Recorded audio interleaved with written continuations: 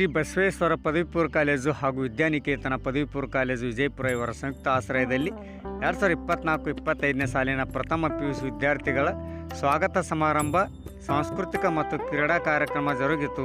ವಿದ್ಯಾರ್ಥಿಗಳಲ್ಲಿ ಶಿಸ್ತು, ಸಮಯ ಬೆಳೆಸಿಕೊಂಡು ತಂದೆ ತಾಯಿಗಳ ಶ್ರಮ ಅರ್ಥೈಸಿಕೊಂಡು ಉತ್ತಮ ವಿದ್ಯಾರ್ಥಿಗಳಾಗಿ ಇಲ್ಲಿಯ ಉತ್ತಮ ಪ್ರಾಚಾರ್ಯರು ಮತ್ತು ಉಪನ್ಯಾಸಕರ ಸದುಪಯೋಗ ಪಡೆದುಕೊಂಡು ವಿದ್ಯಾರ್ಜನೆ ಮಾಡಬೇಕೆಂದು ಉಪನ್ಯಾಸಕರಾದ MS ನಿಂಬಾಳ್ ಅವರು ಸಾಂಸ್ಕೃತಿಕ ಹಾಗೂ ಕ್ರೀಡಾ ಕಾರ್ಯಕ್ರಮ ಉದ್ಘಾಟಿಸಿ ಮಾತನಾಡಿದರು. ಪ್ರಾಚಾರ್ಯರಾದ SR ಕುಲಕರ್ಣಿ ಅಧ್ಯಕ್ಷತೆ ವಹಿಸಿದ್ದರು.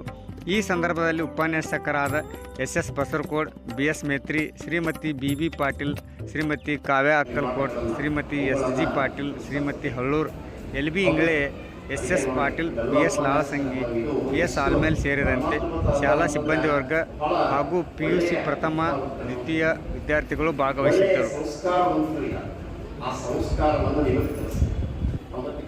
ಶಿಕ್ಷಣ ಬರೀ ಶಿಕ್ಷಣ ಆಗಬಾರದು, ಸಂಸ್ಕಾರವಂತ ಶಿಕ್ಷಣ ಆಗಿತ್ತು ಅಂತಂದ್ರೆ ಯಾವುದೇ ವಿದ್ಯಾರ್ಥಿಗಳು ಮುಂದೆ ಬರ್ತಾರೆ. ಅದಕ್ಕೆ ಒಂದು ಸಣ್ಣ ಕಥೆಯನ್ನ ಹೇಳಿಕೆ ಇಷ್ಟಪಡ್ತೀನಿ. ಒಬ್ಬ ಪ್ರವಚನದಲ್ಲಿ ಪ್ರವಚನಕ್ಕೆ ಒಬ್ಬರು ಹೋಗ್ತಾ ಇದ್ರು ಶ್ರೀಮಂತರು. ಪ್ರತಿ ದಿವಸ ಪ್ರವಚನ ಕೇಳಿ ಬರ್ತಾ ಇದ್ರು.